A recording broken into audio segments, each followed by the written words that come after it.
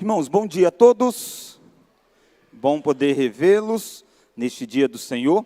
E nós estamos na nossa série de estudos sobre os livros da Escritura, chamado de Panorama. Então, uma visão panorâmica dos livros sagrados. Anteriormente, nós tínhamos visto o livro de Cantares, e nós fechamos um bloco, então, que era dos livros poéticos. Hoje nós iniciamos Isaías. Isaías está iniciando uma série chamada Os Profetas. Quando você olha aqui para essa imagem colocada aqui no PowerPoint, você vai ver que nós temos o Pentateuco, os históricos, poéticos, profetas, sendo os profetas divididos em maiores e menores, os evangelhos, o livro histórico de Atos, as cartas de Paulo e outras cartas de autores diferentes, e o livro final de Apocalipse, que é uma profecia. Cada bloco desse você tem um estilo literário sendo trabalhado. E cada estilo é diferente na sua forma de estudar, de entender as verdades que estão nele presente. Este bloco que nós iniciamos hoje, então, ele volta num ponto da história. Porque lembra que eu tenho dito isso, os livros da Bíblia não estão organizados cronologicamente. Não é um livro depois do outro em termos de acontecimentos. Há livros assim, mas não toda a Bíblia. Então, quando nós chegamos, por exemplo, no livro de Isaías, nós precisamos voltar para esse gráfico, que eu usei muitas vezes, quando nós estávamos abordando essas questões relacionadas com a parte histórica. Então, nós precisamos voltar para entender quando é que Isaías faz as suas profecias. Então, aqui você tem um resumo da história de Israel. Nós já vimos esse resumo várias vezes. E nós vimos alguns desses acontecendo quando nós estávamos vendo os livros bíblicos. Então, o que eu vou fazer é sintetizar apenas para que você localize o livro de Isaías. Então, irmãos, este gráfico traz para nós a história de Israel. Lembrando, Gênesis, por exemplo, está descrito essa parte aqui, até os filhos de Jacó, por exemplo. Deus chama Abraão, Abraão tem filhos, Deus chama Isaac, Isaac tem filhos, Deus chama Jacó, constitui o período dos patriarcas. Jacó tem 12 filhos, Deus escolhe os 12 filhos dele para trabalhar, constituindo assim as tribos de Israel. Esse povo, os filhos casam, eles sobem ao Egito aproximadamente com 70 pessoas. E assim termina o livro de Gênesis. Êxodo começa com esse povo que chegou lá em torno de 70, multiplicado, e se tornou uma multidão. Daí, o Egito começa a escravizar. Então, nós vemos aquele período de escravidão, Deus chama Moisés, o povo caminha até Cades-Barneia. Quando chega em Cades-Barneia, o povo, por sua rebelião, pede para enviar espias, os espias fazem relatos, e eles, então, demonstram incredulidade, seguindo os relatos dos espias incrédulos. Apenas Josué e Caleb reafirmam a promessa: nós devemos entrar e possuir a terra. Com isso, a gente chega num episódio marcante que está lá no livro de Números, descrevendo isso que eu narrei aqui. Deus, então, pune o povo, porque o povo segue os espias incrédulos, e aí eles vão peregrinar por 40 anos na história de Israel, do deserto. Moisés morre, você está no final do livro de Deuteronômio, Moisés morre e Josué assume a liderança. Aqui você tem o período, então, que o povo está de volta em Canaã para possuir esta terra, que lá atrás tinha sido prometido a Abraão. Então é importante esse conceito de terra, porque ele vai aparecer em Isaías. A terra foi uma promessa que Deus prometeu a Abraão e aos seus descendentes. Deus fez um pacto lá na lei, lá em Deuteronômio, dizendo: se eles obedecessem, quando eles estão chegando aqui para conquistar a terra, Deus disse: se vocês obedecerem, vocês vão comer do melhor da terra de Canaã. Mas se vocês desobedecerem, eu vou tirar vocês desta terra. E aí é a chamada bênçãos e maldições, as estipulações da aliança, está lá em Deuteronômio. Você sabe que o povo caminha muito mal, e o povo normalmente quebra essas estipulações que Deus estabelece. A gente começa a ver isso já no período dos juízes, que é um período muito difícil. Deus levanta reis, o povo escolhe Saul, e Deus levanta um rei segundo o seu coração, que é Davi. E aqui então é o período da monarquia em Israel. Israel tem reis, Saul, Davi, e Davi morre e assume Salomão. Até esse presente momento, aqueles 12 filhos de Jacó, que deram origem às tribos, as 12 tribos, formam um só povo, o povo de Israel. Mas com a morte de Salomão, o herdeiro que assume o trono não tem muita sabedoria para lidar, e ele segue o conselho dos mais jovens, e por causa até mesmo do pecado já de Salomão, Deus havia dito que isso aconteceria, ele então dá um passo muito errado de não mexer com a questão tributária, não diminuir. Há uma pressão para que pudesse diminuir, e ele opta até por aumentar os impostos. Há uma divisão do reino, e 10 tribos, lembra, são 12, 10 seguem o norte. Vão construir toda uma base religiosa a partir de Samaria, e 2 ficam leais aos descendentes de Davi, que você tem as tribos do reino de Judá. Então, quando você chega aqui, é a divisão do reino. A partir desse ponto, você não tem mais Israel e Judá sendo uma só nação. Óbvio, eles todos, Israel e Judá, estão numa relação com Deus. Deus levanta profetas para o norte, levanta profetas para o sul, mas o norte tem construído em rebelião contra Deus um culto próprio, que é chamado do culto dos samaritanos, tem feito para si reis que não são da descendência de Davi, e vem uma rebelião muito grande em Israel. Judá não oscila, Judá imita muitas práticas pecaminosas, em alguns momentos há reis que trazem uma chamada reforma sobre o povo. Josias, por exemplo, é um deles. Então esse é um resumo da história dessa divisão de reinos, e aí você tem vários profetas sendo levantados, e muitos deles estão profetizando ou para o norte, ou para o reino do sul. Eles não ouvem os profetas.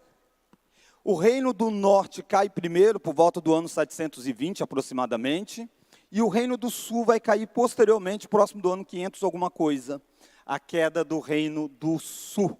Então esses 2 reinos caem, sendo o norte capturado pela Assíria e sendo o reino do sul capturado pela Babilônia. Entra no período que nós chamamos de cativeiro babilônico. O povo de Judá é levado cativo lá para a Babilônia e ficam aproximadamente 70 anos quando tem a volta dos exilados e o período de reconstrução. Lembra que nós estudamos Esdras, Neemias, lembra? Esdras e Neemias está onde aí? Me ajuda aí. Aonde está Esdras e Neemias? Volta dos exilados, aqui ó. Na volta dos exilados. Isaías, que é o livro de hoje. Será que Isaías está onde nessa história toda aí? Que o objetivo de eu contar tudo isso é só para a gente chegar ao ponto e dizer, onde estava Isaías, né? O livro de Isaías está em qual momento aí? Antes do exílio. Isaías está aqui, ó. O reino já foi dividido e ele está anunciando, ele vai ver a queda de Israel também, é próximo dos seus dias, e ele está profetizando para o sul, sobre a queda que vai se dar no sul. Então o que nós vamos ver é Isaías nesse contexto de apostasia do povo de Deus, profetizando. Isaías é um profeta que vai abranger no seu livro um longo período de profecia. Ele tem um ministério longo também, mas mais do que o ministério longo, o conteúdo do livro dele vai para muito além. Porque Isaías, você vai ver ele falando do que estava acontecendo naquele momento, e profecia também é isso. Profecias não eram só prever o futuro no Antigo Testamento. Os profetas faziam o quê?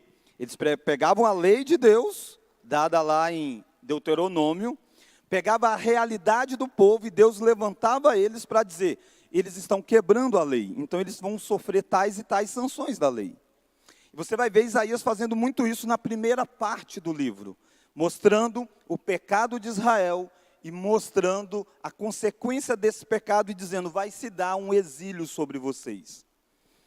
Mas Isaías profetiza também eventos que vão acontecer quase 200 anos depois dele. Ele vai anunciar a volta dos exilados. inclusive dando nome para o indivíduo que vai fazer isso. Ele vai dar o nome de Ciro. Deus vai falar através de Isaías que Ciro será o libertador. Ciro não é nem nascido. E Isaías está profetizando coisas bem lá na frente, que nem Isaías vai ver com os olhos, né? Isaías está anunciando, então, a volta dos exilados também. Por isso que é um livro que abrange uma longa abrangência. Ao ponto dos críticos, aqueles que não olham para a Bíblia como sendo palavra de Deus, mas olham para a Bíblia como contendo erros, eles vão dizer, o livro de Isaías não pode ter sido escrito por Isaías. E aí eles vão dizer que pelo menos 2 autores, ou talvez até 3 autores teriam escrito o livro. Porque ele está dizendo, tem gente que está escrevendo coisas aqui de quase 200 anos depois. Mas óbvio, nós cremos que é Isaías. Por que Isaías está anunciando com tanta precisão algo que acontece 200 anos depois, aproximadamente? Porque ele é inspirado por Deus. E a profecia tinha esse caráter de olhar para a lei e aplicar para a sua realidade, e tinha o caráter de prever coisas do futuro relacionados com a história da redenção. E o livro de Isaías faz isso. E quando você está lendo, ele faz essa mudança, colocando a linguagem quase que no tempo presente. Não necessariamente fica dizendo, olha, vai acontecer. Ele coloca no tempo presente para dar esperança para aqueles que fossem passar pelo exílio. Então tenha esse gráfico na sua mente, porque as profecias só vão fazer sentido à medida que você entenda por que é que esse povo tem uma terra, que é a promessa feita a Abraão, por que é que esse povo vai perder a terra, porque existe um pacto que foi estabelecido com Moisés, e existem as regras deste pacto, e por que é que esse povo vai ter o direito de retornar à terra, mesmo tendo quebrado a aliança, que tem a ver com a graça de Deus e a aliança incondicional do Senhor sobre o seu povo. Tá bom? Não é pergunta não, só um comentário. Que você falou que às vezes ele fala no tempo presente e às vezes até no passado, se referindo a coisas que ainda iam acontecer. Igual quando ele fala do Messias em Isaías 53. Ele não tinha qualquer beleza, ainda assim levou nossas dores no passado. Isso mesmo. Aliás, é belo a literatura em Isaías. Isaías é um profeta considerado como profeta do reino, que ele teve mais acesso ao palácio. E a profecia dele usa estilos literários bem diferentes de Amós, por exemplo. Então ele vai fazer exatamente isso aí. Você vai ter cântico em Isaías. Nesse exato é um cântico chamado Cântico do Servo. Ele vai colocar em forma de cântico aquilo que está para acontecer. Então, ok, uma breve histórico, né? Quem foi Isaías? Algumas informações. Pouco se sabe sobre a vida pessoal de Isaías. Não se tem muitos detalhes.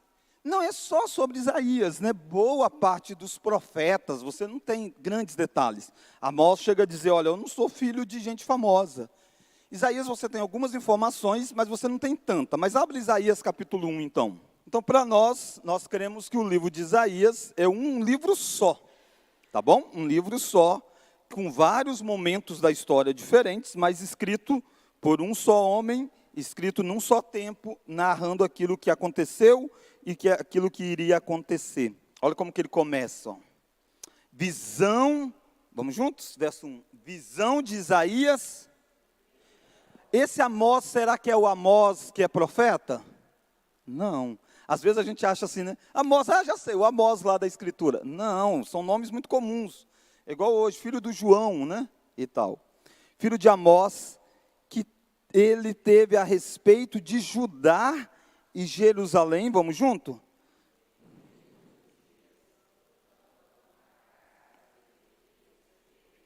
Percebe que ele contextualiza Isaías sendo filho de Amós, mostra para quem ele profetiza, ó, que ele teve a respeito de Judá. Por que ele está dizendo Judá? Porque ele não está necessariamente falando para o reino do norte. O reino do norte vai cair logo no início do ministério de Isaías. 720 ele já cai.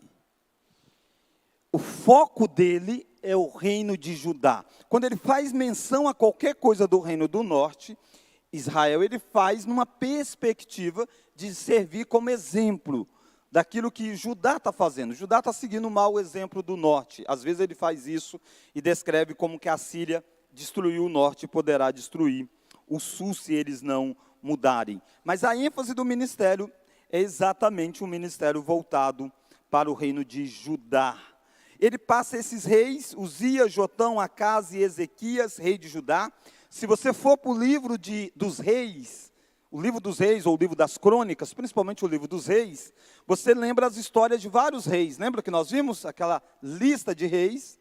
Então, quando você pega um rei daquele, você deve lembrar, nesse período, quem estava agindo como profeta principal? Isaías, por causa da localização que ele estabelece. Então, Isaías, a gente não sabe muita coisa sobre ele, sabemos essas localizações que dá para nós a ideia do período em que ele esteve. Uzias, por exemplo, reinou de 792 a 740 a.C. Jotão, de 750 a 731 a.C. E Ezequias, do ano 740 a 686 antes de Cristo. Lembrando que datação é uma coisa que depende muito da perspectiva do autor que está abordando. Às vezes você encontra um ano a mais, um ano a menos para alguns lados. Mas por causa dessa forma desde quando, a partir de que ponto que começou a contagem dele, né? Mas basicamente aqui você tem uma junção, uma média para você entender a noção do período em que ele esteve como profeta principal. Não é necessariamente o tempo da sua vida. Ele viveu antes um pouquinho, provavelmente esteve, mas a ênfase ministerial dele se dá nesses 3 reis citados. A tradição, não há registro disso, mas a tradição tem entendido que Isaías faleceu durante o reinado de Manassés, que ele teria vindo à morte durante o reinado de Manassés, que é em torno de 697 a 642 a.C.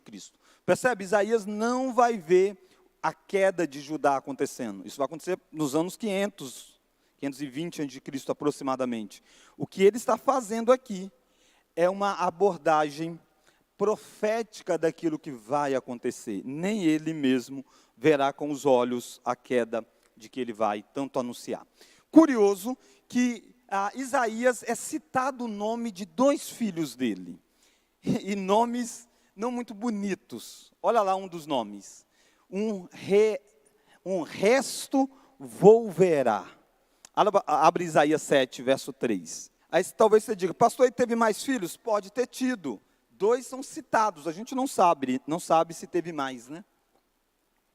2 a gente tem os nomes deles aparecendo, porque tem um propósito. Disse o Senhor a Isaías, agora sai tu com teu filho, que se chama, um resto volverá, ao encontro de Acaz, que está na outra extremidade do aqueduto, do açude superior, junto ao caminho do campo lavandeiro. E diz e tal, e aí vai dar o que tem que ser dito. Por causa do que esse nome é dado? É dado por causa de significado. Deus faz isso a alguns profetas na Escritura. Jeremias vai ter um momento que ele pega uma vara, por exemplo. É a chamada encenação daquilo que estava sendo anunciado como profecia. O maior exemplo disso é Oséias. Lembra de Oséias? Deus manda Oséias pegar e casar com uma prostituta. Deus não está dizendo que é assim que você vai escolher sua esposa. Ele está pegando Oséias específico e dando esta ordem para Oséias. Porque ele tem como um objetivo que Oséias mostre na sua vida o conteúdo da sua mensagem. E o conteúdo da sua mensagem é, Deus casou com o seu povo e o seu povo adultera. O seu povo não é fiel a ele. A esposa de Oséias volta à prostituição, se separam, ela e Oséias. Depois ela é presa, levada à escravidão. E Oséias, Deus diz para Oséias, vai lá e compra ela de novo. E casa com ela de novo. Essa era uma cena muito forte. Para dizer, eu sou o Senhor que tenho feito isso com Israel. Isso acontece também na vida de Isaías, não com essa proporção toda, mas no nome que é dado para o filho. Um resto volverá. Porque o ministério dele vai ser um ministério voltado para mostrar que aquela nação enorme não é a nação que Deus chamou. É o remanescente fiel que de fato é aqueles que Deus vai trabalhar. E Deus então vai punir, trazer disciplina sobre o povo. E o povo vai perder tudo, e um pouco fiel vai ir para o exílio e vai voltar anos depois e recomeçar. Chamado do remanescente fiel. Então essa é a ideia, um resto volverá. Boa parte não é, uma parte vai ficar. E essa parte que ficar vivenciará coisas grandiosas posteriormente. Então o livro de Isaías vem nessa dinâmica que você vai ver várias vezes. Eu vou mostrar algumas coisas assim. E isso se personifica no nome que é dado ao filho. O segundo filho dele, olha lá Isaías 8:3. Fui ter com a profetisa. Ela concebeu e deu à luz um filho. Então me disse o Senhor, põe o nome de rápido despojo, presa segura. Percebe? Rápido despojo, presa segura. Por que tem esse nome sendo apresentado? Porque rapidamente eles serão tomados cativos. Está chegando, vai vir o juízo. Qual que é o propósito final do livro? A Bíblia de Genebra traz uma frase que nos ajuda a entender. Vamos juntos? Incentivar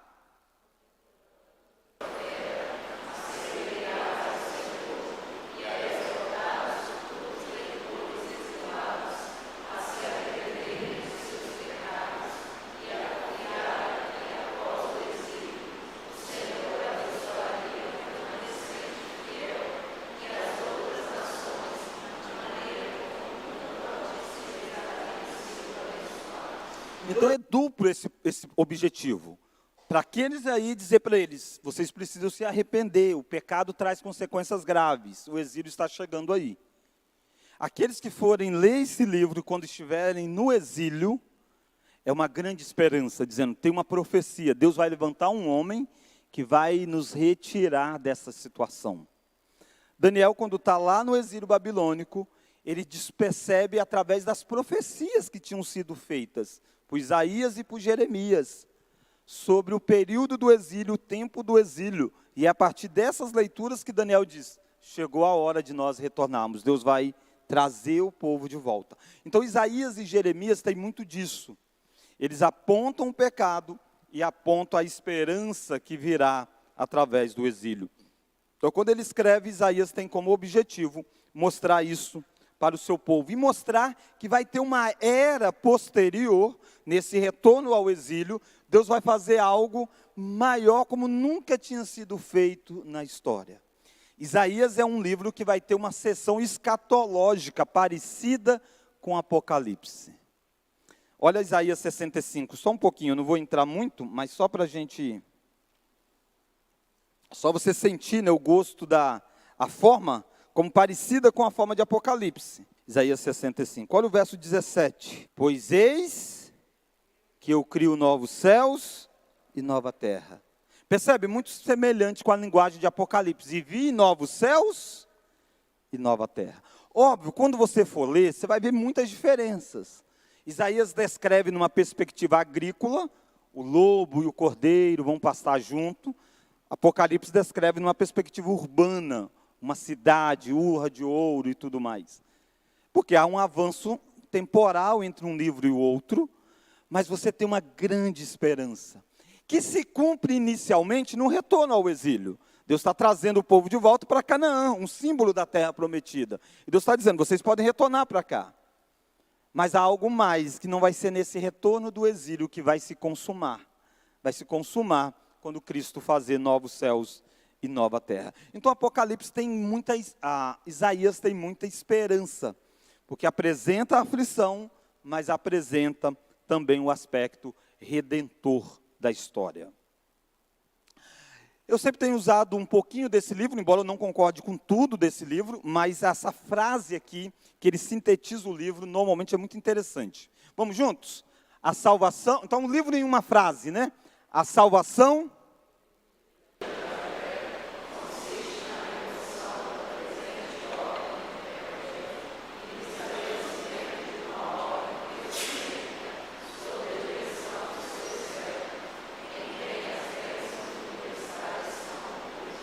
Então vamos ver se a gente entende o que a gente está lendo. Salvação prometida por Javé, Javé é Yavé, é o Deus da aliança, né? Deus. Consiste como? Como que vai se dar essa salvação para o povo dele? Na remoção da presente ordem rebelde. É isso que ele vai fazer boa parte do livro. Dizer, vocês confiaram em coisas vãs. Vocês confiaram no templo, confiaram em várias coisas que não eram suficientes. Vocês não colocaram a confiança em Deus.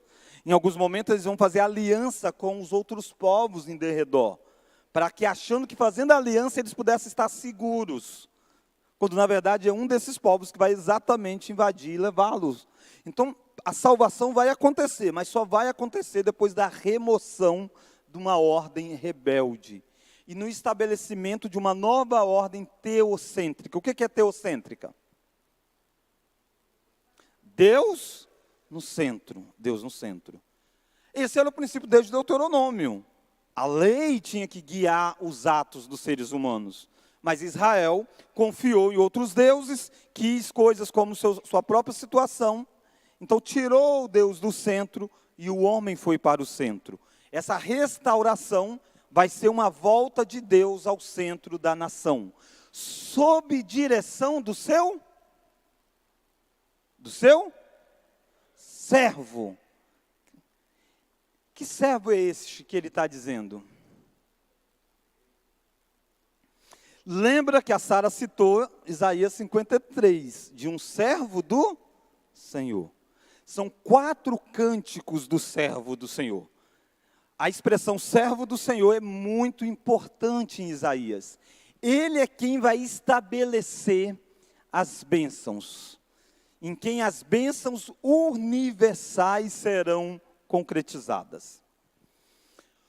Olha para cá de novo. Perceba um contraste acontecendo, onde Deus vai tirar a ordem rebelde, estabelecer uma nova ordem. Uma nova ordem não é nova ordem mundial não, tá?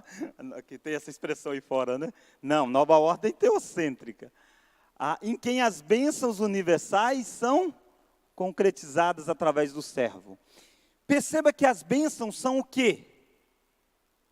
Universais.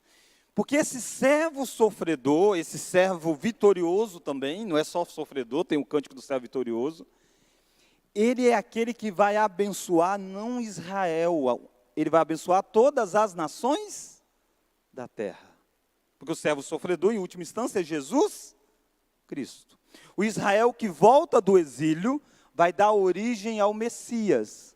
E o Messias não veio redimir Israel enquanto Israel nação. Ele veio abençoar o mundo todo. Percebe que Isaías vai apontar para mais do que o que foi o reinado de Davi, mais do que foi o reinado de Salomão. O exílio vai punir o pecado do povo, o pós-exílio eles vão retornar para a terra, mas há um servo que vai abençoar o mundo todo. Não vai voltar a ser o que era Israel antes do exílio. É algo mais amplo. Porque aqui você está vendo o desdobrar das promessas. Por que é que eles tinham direito àquela terra? Vamos lembrar aí. Por que é que eles tinham direito àquela terra? Por causa do quê? Por que é que eles tinham direito à terra, pessoal? Acorda. Promessas a quem? Abraão, lembra? Em Abraão, vocês têm direito a uma terra. Mas existe uma outra promessa feita a Abraão. Em ti serão benditas todas as famílias da terra. Essas promessas em Abraão vai se cumprir nesse servo do Senhor. Então aí vai chegar a bênção para todas as nações. Daí alguém diz que Isaías é o evangelho do Antigo Testamento. Óbvio que todos os livros são, de certa forma, mas Isaías dá ênfase no aspecto cristocêntrico desta história. Então vamos dar uma olhadinha nos 3 blocos que você tem do livro. Alguns colocam 4, mas por questões aqui a gente vai trabalhar com 3.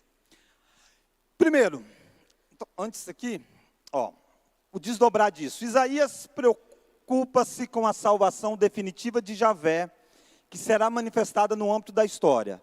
Esta salvação tem um aspecto negativo. Qual que é o aspecto negativo? Vamos juntos? Uma vez que envolve a remoção da autonomia humana em suas muitas formas e consequências. É a ideia, vou abater a soberba que tem sobre Judá. Porque eles estão confiando, tem rei que é descendência de Davi, a gente nunca é levado. A gente tem o templo, a gente nunca é levado. Deus vem e tira essa falsa confiança deles.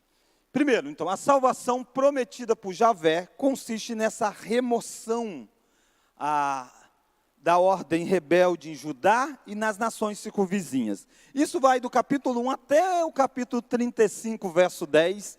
Você vai encontrar basicamente isso. Vamos olhar um pouquinho sobre Israel.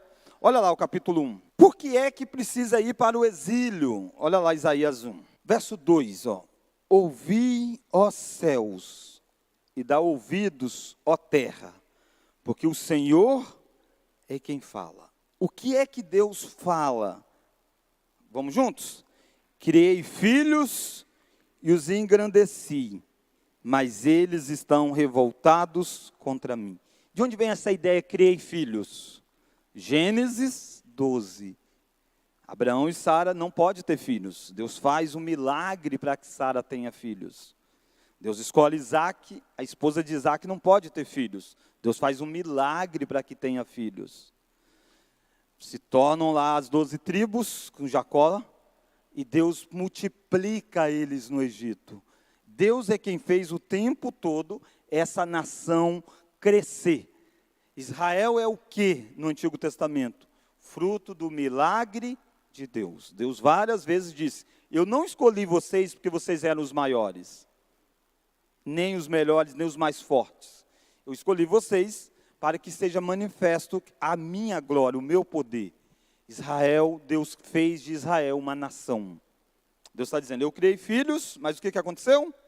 Eu os engrandeci, dei a eles reino, terra, mas eles estão revoltados contra mim. E aí ele vai fazer uma metáfora. Olha lá o verso 3. O boi conhece o seu possuidor, e o jumento, o dono da sua manjedoura.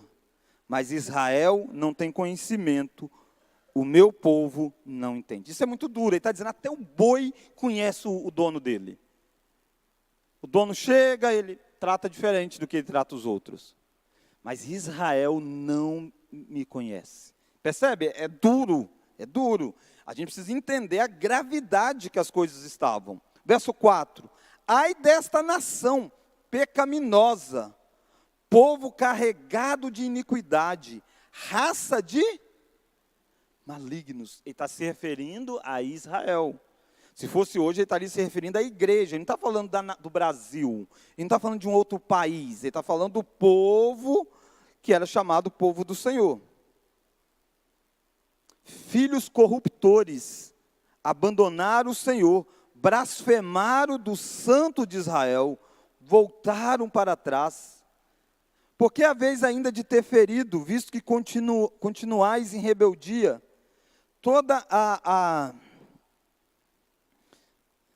beça está doente, todo o coração enfermo, desde a planta do pé até a cabeça, não há nele coisa sã, senão feridas, contusões e chagas inflamadas, umas e outras não espremidas, nem atadas, nem amolecidas com óleo.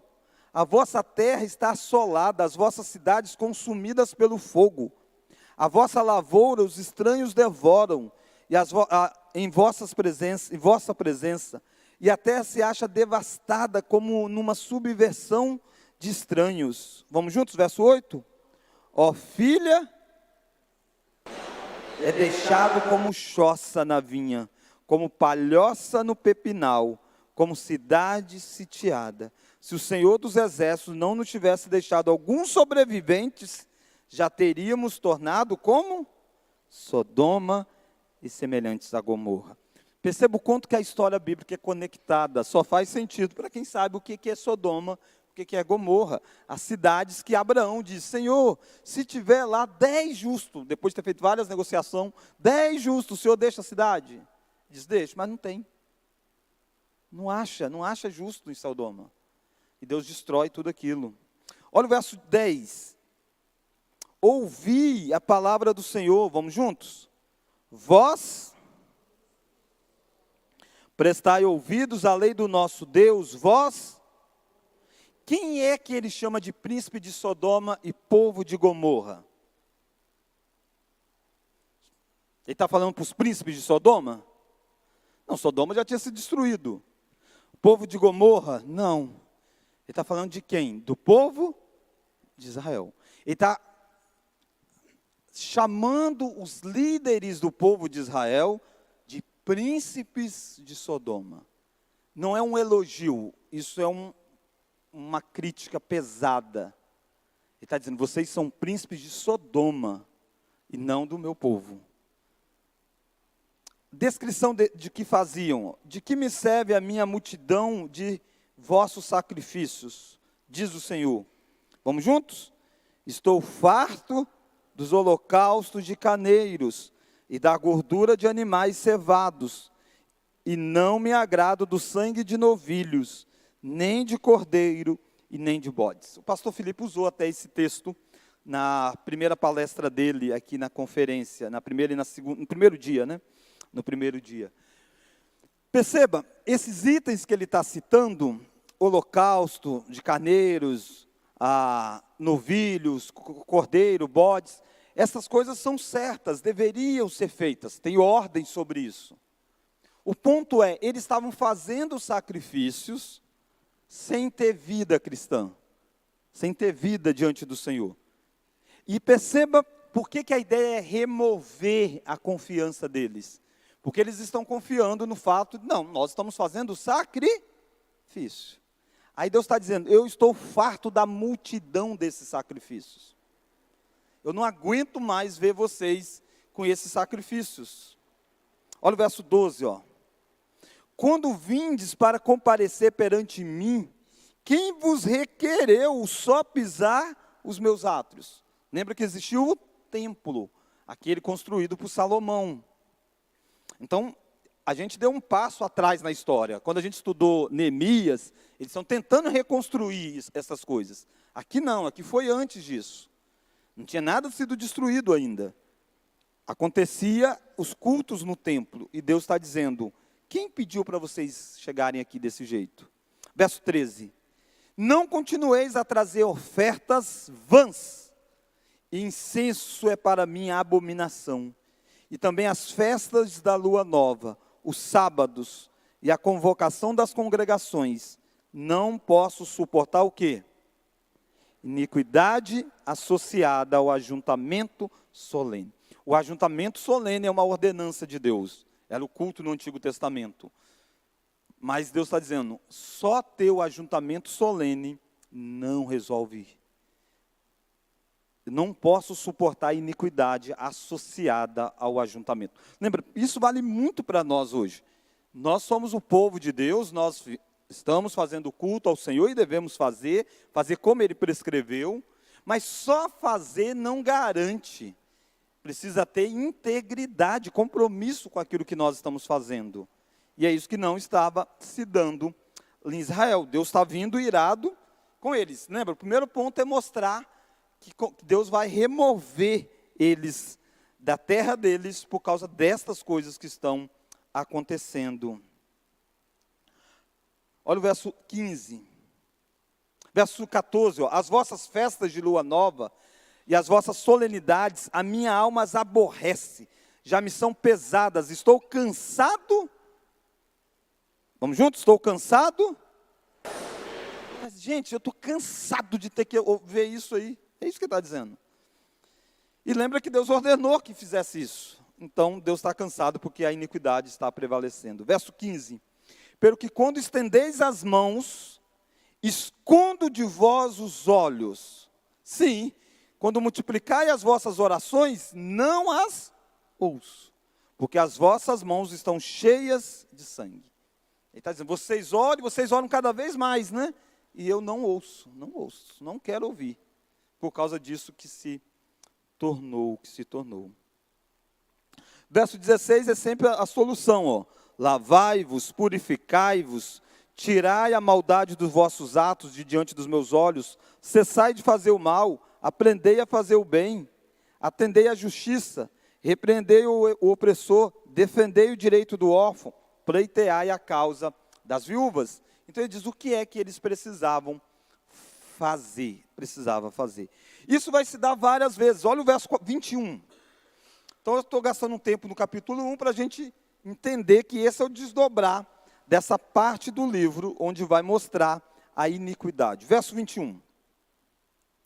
Como se fez, vamos junto? Prostituta a cidade fiel. Quem é a cidade fiel? Israel, mas o nome da cidade? Jerusalém, a cidade santa, cidade onde tem o templo. Então, em Israel tem uma cidade mais importante, Jerusalém. E ele está chamando de prostituta. Verso 21 ainda. Ela que estava cheia de justiça, nela habitava a retidão, mas agora homicidas. Quando você faz um pequeno estudo de cidade na Bíblia, a primeira cidade que aparece na Bíblia é qual? Alguém lembra? A primeira vez que essa ideia de cidade aparece na Bíblia. Os descendentes de Caim, isso aí. Lameque vai fazer uma cidade, Caim, melhor dizendo, vai construir uma cidade em homenagem à sua descendência. Está lá em Gênesis capítulo 4. Deixa aberto aqui, abra rapidinho Gênesis 4. Para a gente entender o forte disso aqui, dizer a cidade fiel. Porque sempre teve cidades infiéis. Gênesis 4, verso 17. E coabitou Caim com a sua mulher, ela concebeu e deu à luz a Enoque. Vamos juntos? Caim.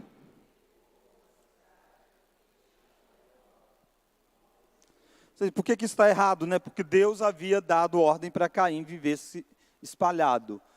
E Caim disse, olha, o meu castigo é muito grande, quem me encontrar me mata. Aí Deus diz, não, eu vou colocar uma marca em você. A gente não sabe que marca é essa, mas era algo visível.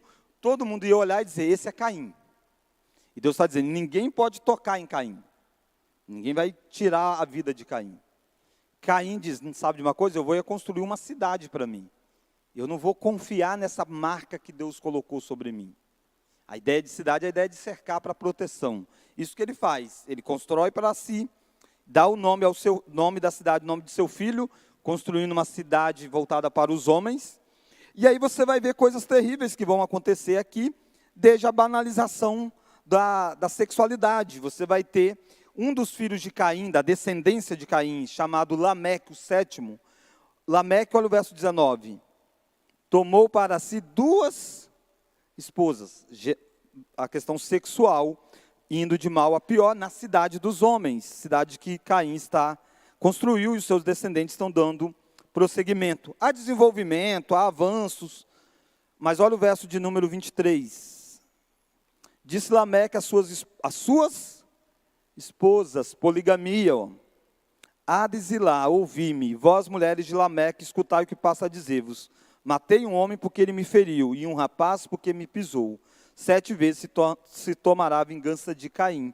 De Lameque, porém, 70 vezes 7. O que você está vendo? Uma banalização da violência. Violência, sexualidade distorcida, projetos antropocêntricos. Isso vai guiar um conceito de cidade, que vai ser chamado da cidade dos homens. Segundo momento que você encontra a cidade na Bíblia, alguém lembra onde é? Babel. Pós-dilúvio, eles têm que viver espalhado, eles encontram um lugar, a planície de Sineá, e diz, vamos construir uma cidade para a gente. Eles estão voltando ao modelo de Caim, Querem construir uma cidade disso, para que tornemos o nosso, vamos fazer uma torre, para que tornemos o nosso nome célebre, cheguemos até o céu. A ideia de criar um zigurate para ter relação com a divindade, uma religião centrada no homem, construído numa cidade dos homens. Na sequência disso, na sequência do relato, você tem Gênesis, aí Deus vem, né, traz juízo, destrói aquela torre, eles têm que sair espalhados, a confusão de linguagem, ninguém entende ninguém. Anos depois, é aí que vai ter a Babilônia, é naquele lugar que vai ser construído o Império da Babilônia, que agora vai entrar e vai destruir Jerusalém. Está conectado, é a história de uma cidade acontecendo. Deus pega Abraão e diz para Abraão assim, Abraão, vai para uma terra que te mostrarei. Está dizendo, você não vai ficar vivendo errante a vida toda, vai para um lugar que eu vou te mostrar. Deus está dizendo, eu vou mostrar um lugar para você construir. E Deus está fazendo, então, aquilo que é chamado de uma maquete da cidade de Deus. Você vai para Hebreus, diz que Abraão peregrinou em terra alheia, aguardando a cidade, que Deus é o arquiteto e o edificador. Então, Deus tem uma cidade que traz ao mundo no último dia. Os homens tentaram construir as suas cidades. Deus chamou Israel, chamou Abraão e disse, eu vou fazer uma maquete de uma cidade para você. E a maquete é Jerusalém. Davi é dado a ele o lugar que isso vai se dar. Daí que a Bíblia chama os novos céus e nova terra da nova Jerusalém. Por causa desse simbolismo todo que existe na cidade de Jerusalém no período bíblico.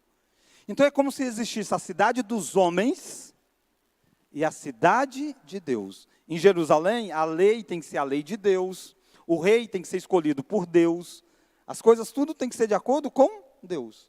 O que aconteceu com essa cidade? Se tornou igual à cidade dos homens, ao ponto de Deus chamá-los, os príncipe de Sodoma e de Gomorra. Outras cidades que são citadas de forma terrível na Escritura. E Deus está dizendo, você que era cidade fiel, se tornou em prostituta. Então a cidade de Deus vai ser destruída, a maquete da cidade de Deus, que vai vir a Babilônia. Quem é a Babilônia? A personificação da cidade dos homens, os impérios. Que vem de onde surgiu Babel, né? De onde surgiu Babel. Deus é quem faz isso, porque a cidade de Deus está parecida com a dos homens. Tem homicídio. A vida está banalizada. O homicídio que surgiu dentro da cidade de Caim está presente dentro da cidade de Israel como um grande fracasso do povo de Deus. Volta lá para Isaías 1. Então, esse contexto de cidade é muito forte e tem um apanhado teológico muito, muito pesado quando ele faz essa afirmação. Estou lendo o verso 21. Como se fez prostituta a cidade fiel, ela que estava cheia de justiça, nela habitava a retidão, mas agora homicidas. A tua prata se tornou em escórias, o teu licor se misturou com água. Os teus príncipes são rebeldes e companheiros de ladrões. Cada um deles ama o suborno e corre atrás de recompensas. Não defende o direito do órfão e não chega perante ele a causa das viúvas. Portanto, diz o Senhor dos exércitos, o poderoso de Israel: tomarei satisfações aos meus adversários, vingar-me-ei dos meus inimigos. Voltarei contra ti a minha mão, purificar-te-ei como uma potassa das tuas escórias. Vamos juntos? E tirarei de ti todo o metal impuro. Perceba que as falas de Deus não é uma fala de destruição, é uma fala de purificação. Ele está dizendo, eu vou fazer coisas para que vocês sejam purificados. Ele vai retirar o povo para o exílio. Verso 26. Restitui-te-ei os teus juízes, como eram antigamente, os teus conselheiros, como no princípio. Depois te chamarão, vamos juntos? Cidade de justiça e cidade fiel. Percebe que é isso que Deus quer fazer com Israel, com o exílio. Quem está lendo isso no exílio, não deve olhar para Deus como sendo alguém que quer nos destruir, não. Deus quer nos purificar. Nós seguimos caminhos muito errados. E Deus está trabalhando na nossa história para nos purificar. E a grande esperança para eles é: nós vamos voltar a ser a cidade fiel. Isso deveria nutrir o coração daqueles que estavam no exílio, aqueles que estavam recebendo a mensagem inicialmente, deveriam se arrepender dos seus pecados, mas eles não vão fazer isso. Isaías tem convicção absoluta disso. Olha o capítulo 2. A palavra que em visão veio a Isaías, filho de Amós, a respeito de Judá e Jerusalém. Vamos juntos? Nos últimos dias acontecerá que o monte da casa do Senhor será estabelecido. Olha, promessas vinculadas com aquele lugar que teria sido destruído quando chegasse o exílio. Mas haverá nos últimos dias uma restauração espiritual. Será estabelecido ao cume do monte, e ele levará sobre os outeiros, e para ele, fluirão o quê? Todos os povos. Percebe que a perspectiva de Deus, daquilo que iria acontecer depois, não é uma bênção para Israel enquanto Israel, mas algo que todos os povos vão fluir para eles. O ponto é, será que é um templo físico que Deus iria construir, que todos os povos iriam se voltar para esse templo? O que vocês acham? O que vocês acham, pessoal? Ele está dizendo aí, no Monte Santo lá, nos últimos dias acontecerá que o monte da casa do Senhor será estabelecido no cume do monte, e se elevará sobre os outeiros, e para ele fluirão todos os povos. Irão muitas nações, olha a ideia de universalidade dos povos, né? Vários tipos de pessoas. Irão muitas nações e dirão: vinde, subamos ao monte do Senhor e à casa do Deus de Jacó, para que nos ensine os seus caminhos, e andemos pelas suas veredas, porque de Sião sairá a lei, e a palavra do Senhor de Jerusalém. Ele julgará entre os povos, e corrigirá muitas nações. Estas converterão as suas espadas em relhas do arados, e suas lanças em podadeira. Uma nação não levantará espada contra outra nação, nem aprenderão jamais a guerra. Vinde, ó casa de Jacó, e andemos na luz do Senhor. Ele está prometendo o que aí? Que Deus vai fazer um novo templo, que vai ser maior do que o templo que Deus fez a Salomão, e esse templo vai ser aquilo que vai atrair os povos? Não. Lembra, é uma profecia. Ele está usando figura de linguagem, mas nós não cremos que Deus vai construir um novo templo. Quem é esse tabernáculo caído que vai ser reerguido? Abra lá em Atos capítulo 15. Atos 15. E vai atrair as nações, fará tudo isso, né? Atos 15. Atos 15, você tem uma discussão envolvendo o quê? Envolvendo os gentios. O Paulo saiu pregando o evangelho, os gentios se converteram, e os judeus querem circuncidar eles. Está dizendo, não, eles precisam ser judeu primeiro. Circuncisão, uma marca daquele que é do povo judeu. E esse é o debate que está acontecendo, tem que fazer um concílio da igreja para resolver isso. Depois de muito debater, olha o verso 13 de Atos 15. Ele vai citar uma profecia de Amós, mas que o conteúdo dela é muito parecido com aquilo que nós estamos falando lá de Isaías. Depois que eles terminaram, estou lendo Atos 15, 13. Falou Tiago dizendo, irmãos, atentai nas minhas palavras. Expôs Simão como Deus primeiramente visitou os gentios, a fim de constituir dentre eles um povo para o seu nome.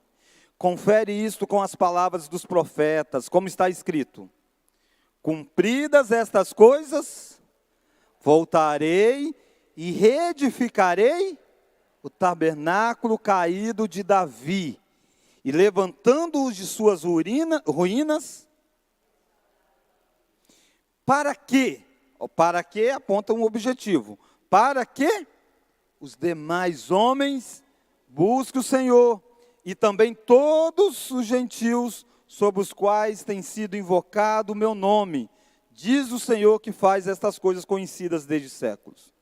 É baseado nessa profecia de Amós, que é igual àquele conteúdo de Isaías, que ele diz: pelo que julgo eu, não devemos perturbar aqueles que dentre os gentios se convertem a Deus. Quem é o tabernáculo caído de Davi que vai ser reconstruído? Que foi reconstruído? Quem é esse que é o símbolo disso? Jesus. Lembra que ele disse, vocês podem destruir esse templo e em 3 dias eu vou reconstruir. Ele falava do seu próprio corpo. Jesus é o templo personificado. Então, quando você lê Isaías e as profecias, várias profecias lá, você precisa estar sempre atento com isso. Senão você vai criar uma expectativa quanto à nação de Israel hoje. Como se Deus tivesse que fazer da nação de Israel hoje um lugar onde todo mundo vai lá adorar a Deus e tal. Não há essa perspectiva bíblica. O que era prometido a Israel se cumpre na pessoa de Jesus Cristo. Então, aqui está esse ponto sendo apresentado. Eu vou retirar vocês, vou purificar vocês, trazer um povo remanescente fiel, e essa segunda fase vai ser ainda mais gloriosa, porque vai atrair pessoas de todas as nações. O que é hoje o chamado Israel de Deus? A igreja, formada de judeus e de gentios, que somos nós. Basta crer em Jesus Cristo, né? Verdadeiramente, nós fazemos parte desse precioso rebanho. Então, até o capítulo 35, você vai ver muito isso acontecendo. Isaías apontando o pecado, dizendo que vai vir disciplina e mostrando que há uma coisa grandiosa à frente para aqueles que mantiverem fiéis ao Senhor. Abra Isaías 6, só mais um detalhe, Isaías 6. Isaías 6 é o texto que você encontra, o encontro de Isaías com o próprio Deus.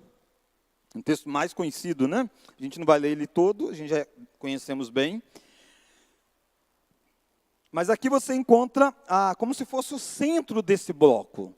Aqui você percebe Isaías vendo a santidade de Deus, vendo o pecado do povo e vendo que esse ministério de Isaías não é para converter o povo e o povo não passar mais pelo exílio. Isso acabou. Isso era antes. Quando Deus chamou Isaías, Deus não tem expectativa nenhuma de gerar um arrependimento no povo e não ter exílio. Já está decretado, o exílio vai acontecer. Isso vai ficar muito claro no chamado que Deus faz a Isaías. É conhecido o texto, né? No ano da morte do rei Uzias, ele vê o Senhor assentado sobre um alto e sublime trono e tal. Perceba a descrição de coisas que apontam para a santidade, ó, serafins, clamavam, no verso 3, santo, santo, santo, as bases do limiar se moveram, então a grandiosidade diante de quem ele está. Verso 5, então disse eu, ó, ai de mim, estou perdido, porque sou homem de lábios impuros, habito no meio de um povo de impuros lábios, e os meus olhos viram o rei, o Senhor dos exércitos. Essa é a constatação, eu sou um homem impuro, e habito no meio de um povo impuro, e eu estou vendo o Senhor, eu estou perdido. Deus vai trazer purificação, porque é isso que vai acontecer o tempo todo. Santidade de Deus, mas purificação. Olha a purificação acontecendo, verso 6. Então um dos serafins voou para mim, trazendo na mão uma brasa viva, que tirara do altar com uma tenaz. Com a brasa tocou a minha boca e disse, eis que ela tocou os teus lábios. Vamos juntos? A tua iniquidade... Deus não diz, não, você não cometeu pecado. Não, a iniquidade foi tirada. Você tinha pecado, mas agora está purificado. Essa é a história que vai acontecer com o povo de Israel. Eles têm pecado, eles vão para o exílio, mas Deus vai purificar. Verso 8. Depois disso ouvi a voz do Senhor que dizia, a quem enviarei? Quem há de ir por nós? Disse eu, eis-me aqui, envia-me a mim. Então disse ele, vai e diz a este povo. O que ele vai dizer? Vamos juntos? Vede, mas não percebais. Olha o verso 10. Torna insensível o coração deste povo, endurece-lhe os ouvidos e fecha-lhe os olhos. Vamos juntos? Para que não venha com os olhos e ouvir com os ouvidos e a entender com o coração e se converta e seja salvo. Deus está dizendo, não é conversão, eles foram entregues à incredulidade dele. Verso 11. Então disse eu, Isaías, dizendo, até quando, Senhor? Ele respondeu, até que sejam desoladas e fiquem sem habitantes as casas, fique sem moradores, e a terra seja de toda assolada. E o Senhor afaste dela os homens, e no meio da terra seja grande o desamparo. E se ainda ficar a 10ª parte dela, tornará a ser destruída. Como terebinto e como carvalho, dos quais depois de derribado, ainda fica o toco. Assim, a santa semente é o seu toco. Perceba o que Deus está dizendo? Deus está dizendo, Isaías, você está com chamado, mas esse chamado não é para que eles se convertam. Eles não vão se converter, é mais um chamado de juízo. Os olhos deles estão cegos, os corações estão fechados, acabou o prazo do arrependimento, eles serão entregues. Aí Isaías diz, até quando, Senhor? Até que seja destruída as últimas coisas da cidade. Quando ficar o toco, esse toco é a minha semente santa, o meu remanescente fiel. Isaías, no final do processo dele, ele nunca teria um relatório dizendo assim, ó, durante o meu ministério converteram tantos. Não. Ele foi chamado para ser a voz de Deus, mas não para conversão. Juízo de Deus sobre o povo. E é isso que acontece. Não tem como o exílio não se dar mais sobre Israel. Segunda parte do livro é uma parte que vai do capítulo 36 até o capítulo 39. E aí você encontra várias citações às outras nações.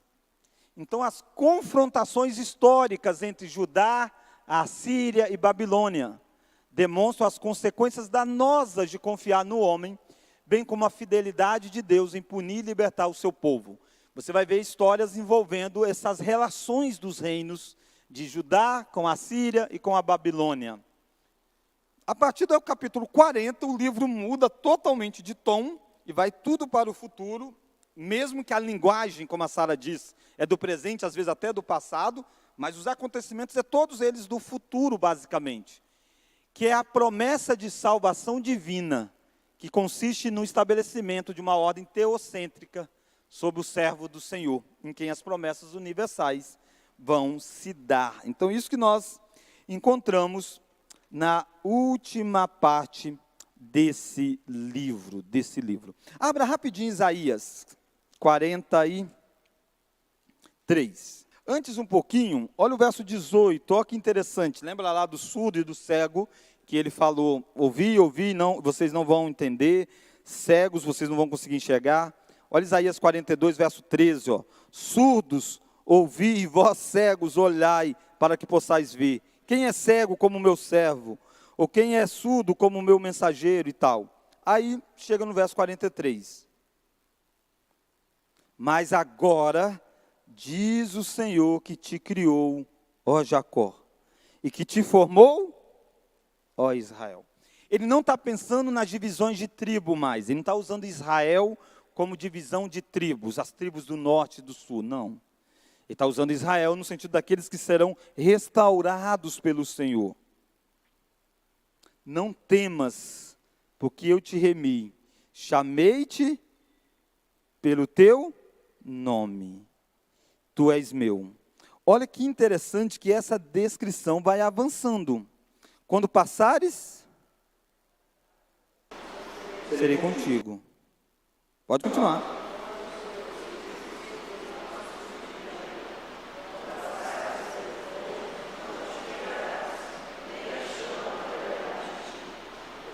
Porque eu sou o Senhor teu Deus, o Santo de Israel, o teu Salvador. Dei o Egito por teu resgate, e a Etiópia e Sebar por ti. Visto que foste precioso aos meus olhos, digno é de honra. Eu te amei. Darei homens por ti e os povos pela tua vida. Ele está dizendo, eu tenho um pacto e eu vou trazer vocês e as coisas grandiosas vão acontecer. E o que ele vai levantar para fazer isso? Isaías 45. Assim diz o Senhor, Isaías 45, verso 1. Ao seu ungido, a Ciro, a quem tomo pela mão direita, para fazer o quê? Abater as nações antes a sua face, e para descingir os lombos dos reis, e para abrir diante dele as portas, que não se fecharão.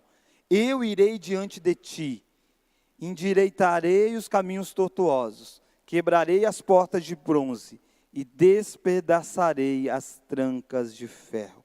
Percebe que isso aqui, então, verso 3, dá-te aí os tesouros escondidos, as riquezas encobertas, para que saiba que eu sou o Senhor teu Deus, que te chama pelo teu nome.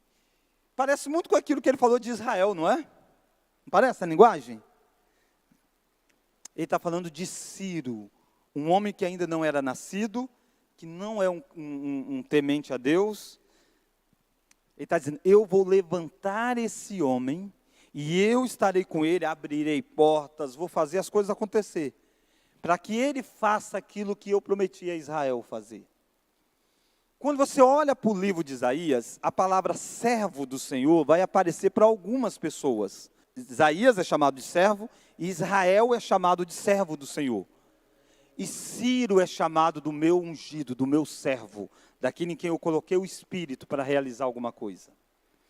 Isso significa que Ciro é um convertido? Não. Isso significa que Deus usa quem Ele quer para fazer a sua grande obra. Ele está usando Ciro para fazer uma grande obra. Nesse sentido, Ciro é um servo de Deus. Ele obedece a Deus. Deus guia o coração dele para fazer o que ele bem entende. Mas há um servo maior do que Isaías, maior do que Israel, maior do que o próprio Ciro, que é o ungido do Senhor. E esse servo tem 4 cânticos sobre ele, que é presente nesses textos, que é um dos principais pontos de Isaías. O servo do Senhor sendo descrito em cânticos. Quem está lendo inicialmente, isso é importante a gente fazer essa ressalva, porque às vezes a gente fala assim, poxa, por que eles nunca entenderam, os fariseus, está tão óbvio, eles teriam morrido e tal. É porque essa não era necessariamente a tradição comum do judeu, de achar esse servo como sendo o Messias. Para eles, esse servo se cumpriu em Ciro, por exemplo, se cumpriu naqueles homens que Deus levantou. Mas não, a Bíblia sempre apontou para algo bem além disso. Então, o servo do Senhor é uma expressão rica de conteúdo e se cumpre plenamente na pessoa de Jesus. 4 cânticos você encontra do servo sofredor. No capítulo 42, no capítulo 49, no capítulo 50 e no capítulo 52, verso 13 até o capítulo 53. Por questão de tempo, a gente vai olhar 2 deles rapidinho, só passando o olho, o primeiro e o último, para a gente entender então esse servo. Olha lá Isaías 42. Olha a apresentação que é feita do servo. Ó. Eis que meu servo, a quem sustenho. Deus está dizendo, eu tenho um servo, a quem eu sustento. O meu escolhido, em quem a minha alma se compaz. Pus sobre ele o meu espírito, e ele promulgará o direito para os gentios. Lembra que Jesus chega lá na sinagoga, abre o livro e diz, o Espírito do Senhor está sobre mim, pelo que me ungiu para fazer um monte de coisas. É o cumprimento dessas histórias. O que esse servo fará? Ó, não clamará, nem gritará, nem fará ouvir a sua voz na praça, não esmagará a cana quebrada, nem apagará a torcida que fumega. Em verdade, promulgará o direito, não desanimará, nem se quebrará, até que ponha na terra o direito, e as terras do mar aguardarão a sua? O que é essa ideia de terras do mar? Os gentios. Assim diz o Senhor, que te criou os céus, estendeu e formou a terra, e a tudo quanto produz, que dá fôlego da vida ao povo, que nela, e o espírito aos que andam nela. Eu, o Senhor, te chamei em justiça, tomar-te-ei pela mão, te guardarei. Olha agora, vamos juntos? E te farei, verso 6, e te farei mediador da aliança com o povo, e luz para os gentios. Percebe? Ele está dizendo, o meu servo vai ser mediador da aliança. Quem é o mediador? Jesus. Verso 7, para quê? Para abrir-lhes os olhos aos cegos. Hoje à noite nós vamos pregar em João 8. Jesus está curando um cego. E há uma série de discussão, e aí o pessoal diz, não, ele é um pecador. Aí o cego diz, eu não sei, eu nunca vi um pecador abrir os olhos no cego, desde que é mundo. Percebe que esse era um sinal do servo do Senhor. Ó, eu sou o Senhor, versículo 7, para abrir os olhos aos cegos, para tirar-lhes da prisão o cativo e do cárcere os que jazem em trevas. Cristo vem e realiza essas coisas. Eu sou o Senhor, este é o meu nome, a minha glória, pois não darei a outro, nem a minha honra, imagem de escultura. Eis que as primeiras predições já se cumpriram, e novas coisas eu vos anuncio, antes que sucedam, eu vos farei ouvir. Então, o servo do Senhor, um pouquinho se cumpre em Ciro, óbvio, Ciro é aquele que traz a libertação dos exilados, mas a grande mediador dessa aliança é Jesus Cristo. Isaías 53, só abra para você ver, é o texto famoso, né, conhecido, cantado, dos cânticos é o mais conhecido. Você diz, mas pastor, da onde a gente tira que Isaías 53 é sobre o servo do Senhor, o cântico do servo? Volta lá um pouquinho no verso 13 do capítulo 52, é lá que começa a história. Ó, eis que o meu servo procederá com prudência, será exaltado e elevado, e será muito sublime.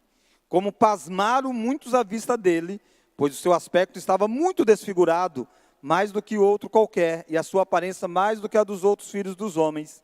Assim causará admiração às nações, de novo ideia de nações, e os reis fecharão a sua boca por causa dele, porque aquilo que não lhes foi anunciado verão, e aquilo que não ouviram entenderão. Quem creu em nossa pregação? E aí vai começar, porque foi subindo um renovo de Deus. Olha o verso 3, ele era desprezado, mais rejeitado. Verso 4, ele tomou sobre si as nossas enfermidades. Esse é o servo sofredor. Então, há 4 cânticos voltados para Cristo como sendo o servo do Senhor. Por que servo? Porque aquele que veio fazer a vontade daquele que enviou, veio fazer uma obra. E ele é um servo vitorioso, e ele é um servo sofredor também. Essas dinâmicas estão presentes. Durante o livro de Isaías, o título Santo de Israel é muito presente. Ele é quase que exclusivo de Isaías, ele aparece poucas vezes fora de Isaías. E é uma grande ênfase na santidade de Deus. Deus é santo, por isso os pecados não é algo de qualquer jeito, simples, basta esquecer deles, não. Eles são sérios, precisam ser tratados. E a reconciliação é o objetivo final. A santidade de Deus não visa destruir o pecador, mas também visa não deixá-lo como está. Ele precisa passar pelo processo de ser disciplinado e então ser restaurado. E a reconciliação é o objetivo final, e o julgamento é usado para causar reconciliação. Qual foi o objetivo de Deus em mandar o povo de Israel para o exílio? Pessoal, depois de 1 hora, qual foi o objetivo de mandar o povo de Israel para o exílio? Tratar o povo de Deus. Tirar aqueles que não são verdadeiros filhos de Deus, fazer uma purificação, repreender o pecado na vida deles, mostrar a gravidade disso, mas jamais punir por punir. Nunca é esse o objetivo. Tem que punir. Não, não é punir por punir. É sempre visando a restauração do seu povo. É isso que Deus fez com Israel. Vamos orar? Oh Deus, obrigado porque o Senhor fez cair sobre o teu servo a iniquidade, não apenas daqueles remanescentes, mas de todos nós. O teu servo que é vitorioso, ele foi moído por causa das nossas transgressões. E obrigado, ó Deus, porque ele é o mediador dessa aliança que nós temos contigo. Obrigado porque desde a vinda do teu Filho Jesus Cristo, o Senhor olha para nós com um olhar de misericórdia e amor, olhando em nós a pessoa bendita de Jesus, o nosso servo que foi esmagado por nós. Obrigado, ó Deus, porque nós podemos saber que este servo não apenas pagou pelos nossos pecados, mas Ele é aquele que reconduz o seu povo na restauração plena de todas as coisas. Nós já sentimos efeitos desta restauração em nós. Nós somos instrumentos, junto com o teu servo, de ver isto acontecer no mundo, sendo sal e luz. E temos convicção plena, ó Deus, que no último dia o teu servo há de completar a obra que o Senhor deu a ele para fazer.